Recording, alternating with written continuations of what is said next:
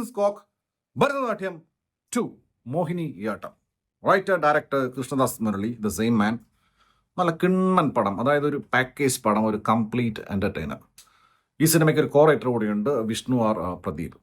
കാരണം അദ്ദേഹത്തിൻ്റെ കോൺട്രിബ്യൂഷൻ കൂടി ഉണ്ടല്ലോ. കാരണം ഗംഭീര റൈറ്റിംഗ്. 2 പ്രൊഡ്യൂസേഴ്സ് ഉണ്ട്, Lini Mariam David, Anupama B Nambiar, Saiju's wife. DOP Bablu Achu, അതുപോലെ തന്നെ എഡിറ്റർ ഷഫീഖ് ബി. അവർ തന്നെയാണ് കഴിഞ്ഞ സിനിമ ചെയ്തിട്ടുള്ളത്.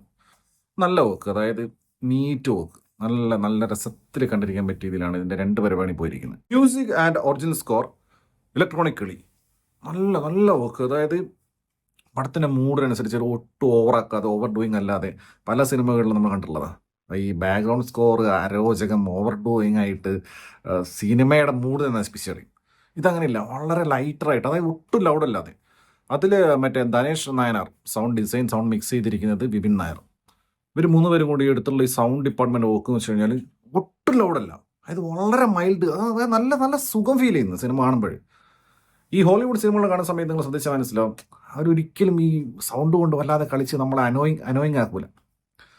അതുപോലെയാണ് ഇതിൽ ഇവർ വളരെ ഒതുക്കത്തിലാണ് സൗണ്ട് പരിപാടി ചെയ്തിരിക്കുന്നത്. എന്നിട്ടും ബേബി ജീൻ ഉണ്ടല്ലോ, അതുകൊണ്ട് ഇഷ്ടം പോലെ റാപ്സ് പുള്ളി അടിച്ചു കൊടുത്തിട്ടുണ്ട്. അതൊക്കെ നൈസായിരുന്നു, അതിൻ്റെ പ്ലേസ്മെൻറ്റും അതിൻ്റെ ലിറിക്സും. ഭരതനാട്യം ഞാൻ തീർന്നു കണ്ട സിനിമയല്ല, OTT വാച്ചായിരുന്നു. അതെനിക്ക് വല്ലാതെ ഇഷ്ടപ്പെട്ടിട്ടില്ല. കാരണം ഒരു ടിപ്പിക്കൽ ഒരു 1000-1500 എപ്പിസോഡ് വലിച്ചു കൊണ്ടുപോകാൻ പറ്റുന്ന ഒരു സീരിയലിൻ്റെ കഥ എടുത്തിട്ട് ചെയ്തൊരു സിനിമ പോലെ എനിക്ക് തോന്നിയിട്ടുള്ളത്. But still it was not bad. പക്ഷേ മോഹിനിയാട്ടമല്ല, മോഹിനിയാട്ടത്തിൽ വരുമ്പോൾ ഞാൻ നേരത്തെ പറഞ്ഞില്ലേ, ഒരു കംപ്ലീറ്റ് പാക്കേജ്, അതായത് എല്ലാ പരിപാടികളും, അത് ഡയറക്ഷൻ, ഇതിൻ്റെ സ്ക്രിപ്റ്റ്, എസ്പെഷ്യലി പെർഫോമൻസസ്. അതായത് പഴയ സിനിമകളിലെ 90s ഉള്ള, അതായത് പിന്നെ കഥാപാത്രങ്ങളായിട്ട് എല്ലാവരും അങ്ങ് പെർഫോം ചെയ്യുക. ജസ്റ്റ് അതൊന്ന് ക്യാപ്ചർ ചെയ്താൽ മതി, അല്ലാതെ വേറെ ഗിമ്മിക്സ് ഒന്നുമില്ല. എല്ലാവരും ഫ്രെയിമിൽ വന്നിട്ട് പെർഫോം ചെയ്ത് സിനിമയെ അങ്ങനെയും കൊണ്ടുപോകും അവസാനം വരെ ഒരേ സ്കെയിലിൽ. പടം തുടങ്ങി അവസാനം വരെ ഒരേ സ്കെയിലിൽ കിടു എൻ്റർടൈനറായിട്ട് ഇങ്ങനെ പോയിക്കൊണ്ടിരിക്കുക. അതിൽ തന്നെ എടുത്തു പറയേണ്ടത് ഇതിൻ്റെ ഡാർക്ക് ഹ്യൂമർ. ഡാർക്ക് എന്ന് വെച്ച് കഴിഞ്ഞാൽ എച്ചാതി ഡാർക്ക്. അതായത് ചില കൊറിയൻ പടത്തിലൊക്കെ കാണുമല്ലോ, ഇപ്പോൾ പാരസൈറ്റ് ആയിട്ടൊന്നും ഞാൻ കമ്പയർ ചെയ്തല്ലേ, പറഞ്ഞു വന്നെന്താ വെച്ച് കഴിഞ്ഞാൽ അത് ഭീകരമായ സാധനമാണ്.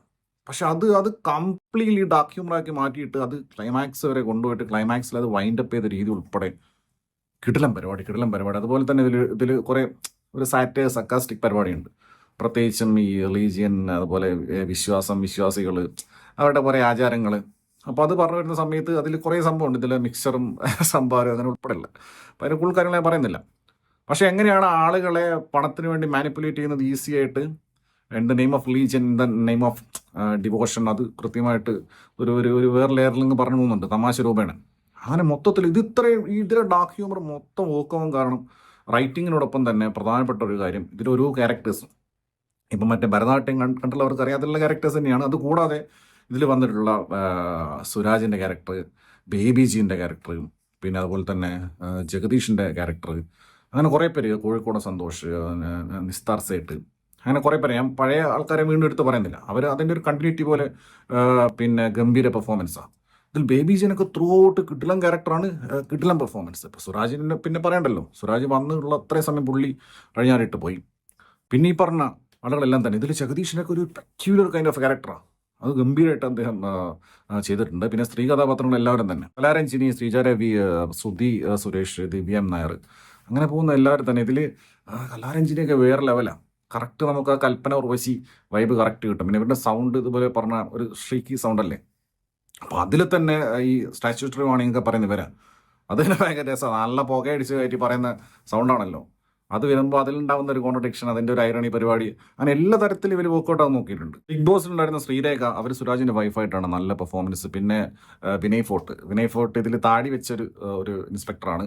പക്ഷേ ഇതിൽ അത് ജസ്റ്റിഫൈ ചെയ്യുന്നുണ്ട് എന്തുകൊണ്ട് താടി വെച്ചെന്ന്. മറ്റേ ശബരിമലയും ബ്ലേഡ് അലർജി ഒന്നുമല്ല, ഇത് വേറൊരു റീസണാണ്. ആ സിനിമ കണ്ട മനസ്സിലാവും.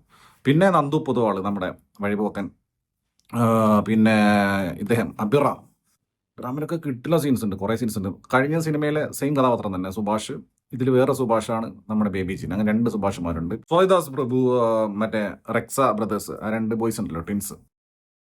ബാലേന്ദ്രൻ ചുള്ളിക്കാട്, ജിബിൻ ഗോപിനാഥ്, വിജയ് ബാബുവിന് അധികം സീൻസ് ഒന്നുമില്ല, പക്ഷെ പുള്ളി വന്നു പോകുന്നുണ്ട്. അങ്ങനെ എല്ലാവരും തന്നെ. പിന്നെ ഓഫ് കോഴ്സ് സൈജു ഗ്രൂപ്പിൻ്റെ അദ്ദേഹത്തിന് കേക്ക് വാക്കാണ്, അദ്ദേഹത്തിന് ടൈപ്പ് ഓഫ് റോളാണത്. അത് കഴിഞ്ഞ പടത്തിലെ പോലെ തന്നെ ഗംഭീരമായിട്ട് പുള്ളി ഇതിൽ ചെയ്തിട്ടുണ്ട്. അദ്ദേഹത്തിൻ്റെ 150th ഫിലിമാണ്.